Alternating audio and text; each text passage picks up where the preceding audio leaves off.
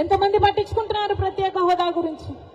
అసలు ప్రత్యేక హోదా మన రాష్ట్రానికి వచ్చునుంటే ఈ పాటికి ఎక్కడుండును మన రాష్ట్రం? 15 లక్షల కోట్ల రూపాయలు విలువ చేసే ప్రత్యేక హోదా వచ్చుంటే మన పోలవరం మనం కట్టుకోలేమా? మన రాజధాని మనం కట్టుకోలేమా? ఎంత మేలు జరిగింది మన బిడ్డలకు. ఏ రాష్ట్రానికన్నా మన రాష్ట్రం ఎందుకు తక్కువ ఉండాలి? బాధ లేదా? బాధ లేదా? ప్రత్యేక హోదా వచ్చునుంటే మన రాష్ట్రం ఎక్కడో ఉండుండే.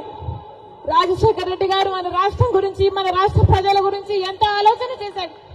ఉందా ఈ నాయకులకు ఆలోచన? చంద్రబాబు గారికి ఉందా? పోనీ జగనన్న గారు రక్తం పచ్చుకుని పుట్టారు కదా, ఉందా జగనన్న గారికి ఆలోచన? రాజశేఖర రెడ్డి గారు జలయజ్ఞంలో ప్రాజెక్టులు 54 ప్రాజెక్టులు మొదలు పెట్టాడు.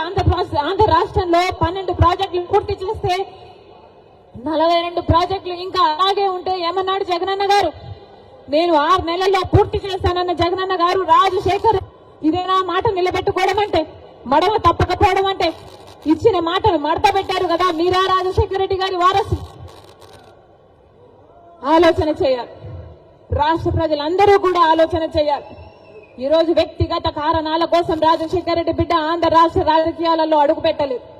వ్యక్తిగత రాజకీయాల కోసమే అయితే, వ్యక్తిగత కారణాల కోసమైతే రాజశేఖర రెడ్డి బిడ్డ 2019లోనే ఆంధ్ర రాష్ట్రంలో అడుగు పెట్టాల్సి ఉంది. కానీ ఈరోజు ఆంధ్ర రాష్ట్రంలో రాజశేఖర రెడ్డి బిడ్డ అడుగు పెట్టింది అంటే ఎందుకు పెట్టింది? ఎందుకంటే ప్రత్యేక హోదా కోసం కనీసం పోరాడే వాళ్ళు కూడా లేకపోయారే. మనం పోరాడకపోతే ఆంధ్ర రాష్ట్రంలో ప్రత్యేక హోదా ఎప్పటికీ రాదు. కాబట్టి ప్రత్యేక హోదా ఇస్తానన్న ఏకైక వ్యక్తి రాహుల్ గాంధీ గారు. మొట్టమొదటి సంతకం రాహుల్ గాంధీ గారు ప్రత్యేక హోదా మీద పెడతానన్నారు. కాబట్టి ఆ మాట పట్టుకొని రాజశేఖర రెడ్డి బిడ్డ ఈరోజు ఆంధ్ర రాష్ట్రంలో అడుగుపెట్టింది.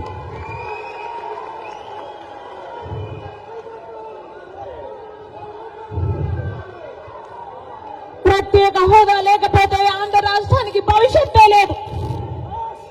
ప్రత్యేక హోదా లేకపోతే ఆంధ్ర రాష్ట్రం అభివృద్ధి చెందదు అని 10 సంవత్సరాలుగా చూసామా లేదా?